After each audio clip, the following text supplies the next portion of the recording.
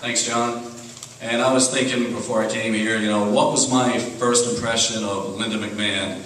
And it really goes back to when I was a young child growing up in the great state of Maine. I remember being 6 years old. Me and my brother, my older brother, would stay up every week because we were going to watch the WWF at the time. We were going to watch the wrestling. And even at that young age, you were watching what was on TV and you're watching the message that the McMahons were delivering, and something just wasn't right. And as you got older, my brother and I would talk about it, and we're like, we think this is fake, what we're seeing on TV.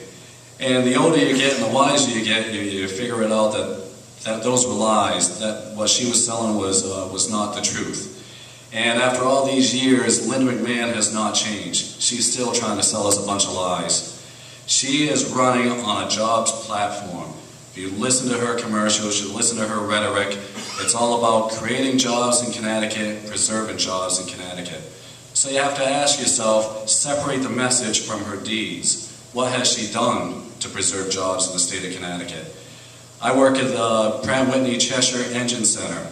July 21st, 2009, Pratt Whitney announced that they were going to close our facility. Immediately, we received help from Dick Blumenthal. He called me on the phone and said, what is it that I can do to help the Machinists Union and to help these workers to try to save these jobs for Connecticut? Because Pratt Whitney wants to send these jobs out of state and overseas. And he did what he said he was going to do. He stood with us in the court of law. He provided an amicus brief in support of the workers. And we were successful in our fight to preserve these jobs in court. And that ruling was held up at the Second Circuit Court of Appeals. All this time, Linda McMahon has been silent on probably the most visible jobs fight in Connecticut that we've seen in a decade. She has not picked up the phone to call the workers in Cheshire to ask, what can I do to help?